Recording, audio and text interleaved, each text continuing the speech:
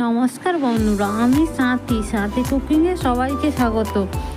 আপনাদের যখনই কিছু মন পছন্দ খাবার খেতে ইচ্ছে করবে, ইউটিউবে গিয়ে লিখুন সাথী কুকিং আর আমার চ্যানেলটি সাবস্ক্রাইব করে রাখুন, যাতে আমি নতুন কোনো রেসিপি ছাড়লে সবার আগে আপনাদের কাছে পৌঁছে দিতে পারি। আর আজকের আমি নিয়ে চলেছি আলু, ফুলকপি, পটল, ডালের বড়ার রেসিপি। তাহলে দেখা যাক আমার কী কী উপকরণগুলো লেগেছে। এখানে আমি ছোটো সাইজের একটা ফুলকপি কেটে রেখেছি, আর বড় সাইজের দুটো আলু ডুমো ডুমো করে কেটে রেখেছি। আর নিয়েছি 300 গ্রাম মতো পটলটা আমার ছোটো সাইজ, তাও আমি দুখাদি করেছি। আর এখানে আমি 100 গ্রাম মতো ডাল নিয়েছি, 2-3 ঘন্টা আগে ভিজিয়ে রেখেছিলাম। আর নিয়েছি আমি কাঁচা লঙ্কা বাটা, আর এটা আমি ভাজা লঙ্কা, গোটা জিরে, গোটা ধনে, পানমৌরি সব ভেজে রেখেছিলাম। আদা কুচি, কাশ্মীরি লঙ্কা, হলুদ, জোয়ান, জিরে গুঁড়ো, গোটা জিরে, কালো জিরে, তেজপাতা, 3টে শুকনো লঙ্কা, 2টো শুকনো লঙ্কা, 3টে কাঁচা লঙ্কা আর জোয়ান। আর নিয়েছি বাদাম আর টমেটো সস। আমার কাছে টমেটো ছিল না, তাই আমি সসটা নিয়েছি। আর নিয়েছি আমি মিক্সি জারের মধ্যে আমি কাঁচা লঙ্কা 5টা দিয়ে ডালটাকে পেস্ট করে নিয়েছি। একটা আমি পাত্রের মধ্যে ঢেলে নিচ্ছি। টমেটো থাকলে তোমরা টমেটোটা ইউজ করতে পারো, আর টমেটো সস লাগবে না। এরপরে আমি এই জল একটু নিয়ে নিয়েছি, বাদামটা পেস্ট করে নেব। দেখো বাদামটা আমার পেস্ট হয়ে গেছে। এবার আমি ডালটা রেডি করে নেব বড়ার জন্য। যে জোয়ানটা আমি একটু হাতে ঘষে জোয়ানটা আমি দিয়ে দিচ্ছি। জোয়ানটা তো ভালো স্বাস্থ্যের পক্ষে। আর একটু দিয়ে দিলাম কালো জিরে, আর দেবো অল্প হলুদ, আর অল্প একটু হিং দেব।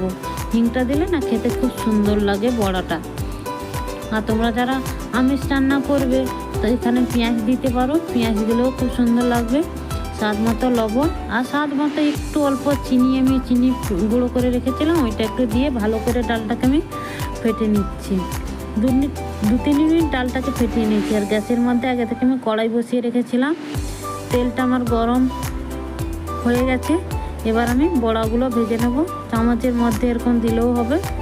তারপরে চামচে দেখতে আমার হাতে দিলেই মনে হয় বড়াটা খুব সুন্দর হচ্ছে, এই জন্য চামচটা রেখে আমি হাতে বড়াটা দিয়ে দিচ্ছি। এইভাবে বড়াটা ভেজে নেব। আর বন্ধুরা, আমার ভিডিওটা না টেনে শেষ অবধি দেখার জন্য অনুরোধ থাকলো। আর নতুন বন্ধু চ্যানেলে এলে চ্যানেলটা সাবস্ক্রাইব করার জন্য অনুরোধ থাকলো। আর অবশ্যই এটা বাড়িতে বানিয়ে খাবেন, আর কমেন্ট করে জানাবে যে কেমন হয়েছে রেসিপিটা।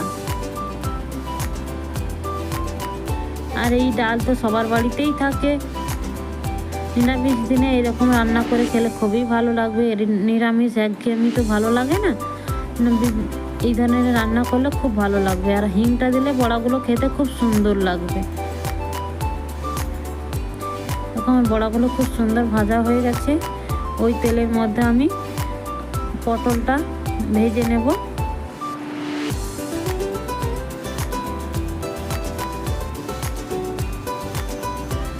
একটু লবণ দিয়ে দিলাম পটলটার মধ্যে।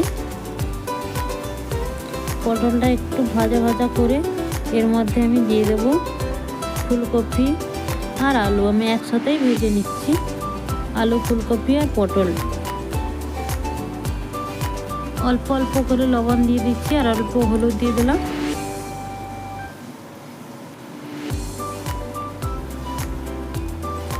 এটাকে ঢাকা দিয়ে ভেজে নেব আমি। ঢাকা দিয়ে ভাজলে কি আলুটা তাড়াতাড়ি সেদ্ধও হয়ে যাবে, আর ভাজাটাও খুব সুন্দর হবে।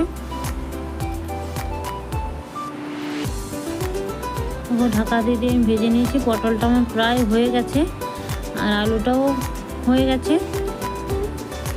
ওই তেলের মধ্যে আমি একটু হিং দিয়ে দিলাম। আমি কিন্তু তেল খুব কম ইউজ করেছি। 2টো শুকনো লঙ্কা দিলাম, তেজপাতা 2টো আমি কেটে দিলাম, আর ফোড়নের জন্য জিরে দিলাম। এটা একটু ভালো করে ভাজা ভাজা করে নেব। ফোড়নের থেকে যখন মিষ্টি গন্ধ বেরোবে, তারপরে একে একে আমি সব মশলাগুলো দিয়ে দেব। দিলাম আদা কুচি, একটু লবণ দিয়ে দেবো, আদাটা না যেন কড়া থেকে ছিটিয়ে যায়।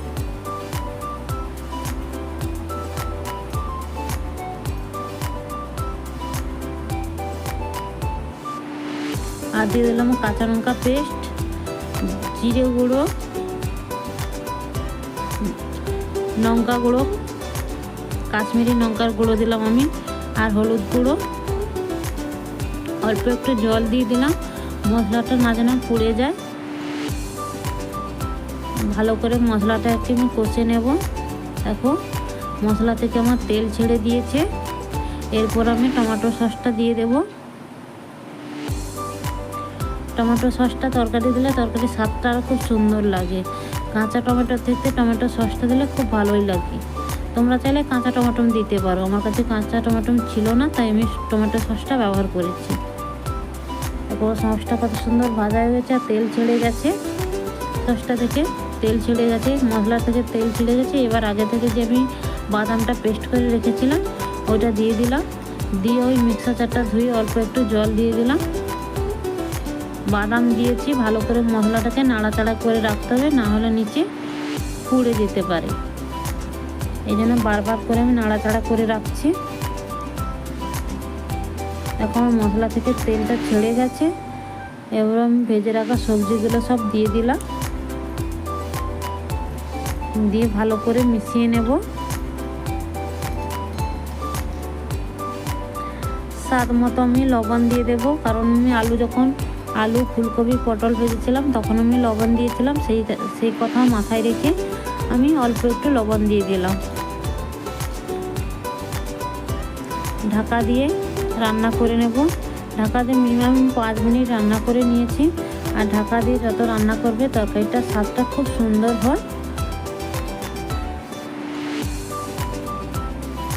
এবার আমি এর মধ্যে জল দিয়ে দেব। আর আমি এখানে হালকা উষ্ণ গরম জল ব্যবহার করেছি। তরকারিতে উষ্ণ গরম জল দিলে তরকারির স্বাদটা আরও বেশি ভালো লাগে। জলটা ফুটে উঠেছে, এবার আমি বড়াটা দিয়ে দিয়েছি। দিয়ে ভালো করে মিশিয়ে এবার আমি গ্যাসের ফ্লেমটা লো করে হালকা আঁচে হতে দেব ঢাকা দিয়ে। দেখো হালকা আঁচে মিনিমাম 7 মিনিট আমি রান্না করে নিয়েছি। এবার আমি ভাজা মশলাটা দিয়ে দিলাম, যেটা আমি ভাজা মশলা করে রেখেছি এই ভাজা মশলাটা আমি দিয়ে দিলাম। দিয়ে ভালো করে মিশিয়ে নিচ্ছি। আর আমার ভিডিওটা যদি ভালো লাগে বন্ধুরা একটা লাইক কমেন্ট করে জানাবে। আমার একদম তরকারিটা রেডি হয়ে গেছে। আলু বড়া পটল নিরামিষ দিনে এই রেসিপিটা বানিয়ে খেতে পারো, খুব সুন্দর লাগে খেতে। আর একদম তৈরি হয়ে গেছে। আলু ফুলকপি পটল বড়ার ঝোল খেতে কিন্তু খুবই সুস্বাদু হয়েছিল বন্ধুরা। এটা একবার বাড়িতে তোমরা বানিয়ে খেও। দেখো আমি এবার সার্ভ করে দেখাচ্ছি। আবার দেখা হবে নতুন একটা রেসিপি নিয়ে। ততক্ষণে বন্ধুরা ভালো থেকো, সুস্থ থেকো। Good night. দেখা হচ্ছে আবার নতুন একটা রেসিপিতে।